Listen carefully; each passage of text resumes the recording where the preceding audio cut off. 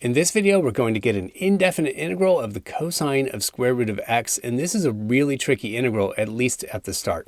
So I just put this on a calculus exam yesterday, and I gave the students a hint on how to start. So the trick to this thing is to let u equal square root x. And it's not obvious at first why this would do us any good, so that's why it had to be a hint.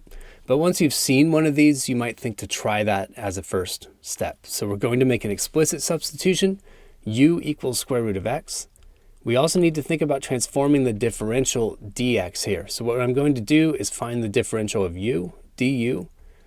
That's going to be the derivative with respect to x here times dx. Well, the derivative of x to the 1/2 is 1/2 x to the negative 1/2, or I could write it as 1 over 2 square root x, and then dx to get the differential there.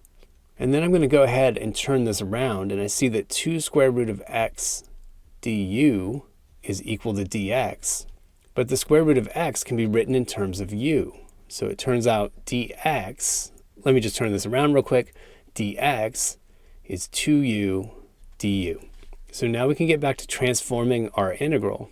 And so dx can be replaced with 2u du. So I'm going to move the 2u out in front, and then I have a cosine of u, and then du. And now we recognize this as a classic integration by parts integral.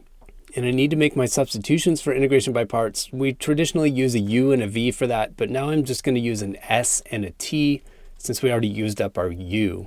And my choice for s is going to be something that gets simpler when I differentiate. So that's going to be the 2u. And I need to find the differential of that. So ds is going to be 2 du. And then the other part of the integral is going to be a dt. That's this piece. That's cosine u du. And then I have to find t.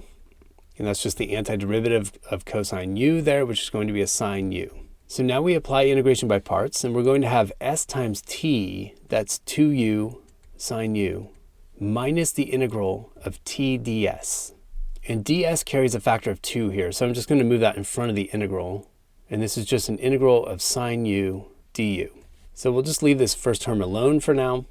And then in my second term, the antiderivative of sine u is negative cosine u, but I have a minus sign out in front already. So I'll just combine those and get a plus. And then I have a 2 cosine of u and then a plus c. Finally, we have to sub in the definition of u to finish this thing. So u was square root x. So I end up with a 2 square root x sine square root x plus 2 cosine square root x plus c. And we're done with that one.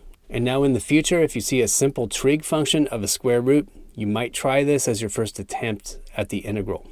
If you enjoyed this video, or at least found it useful, check out another one by clicking one of the links on the left, or click the Zach's Lab logo on the right to explore dozens of physics and math playlists. As always, you can leave your questions, comments, and requests in the comments section below, and I'll get back to you within 24 hours. Thanks for watching Zach's Lab, and best of luck on your math and physics journey.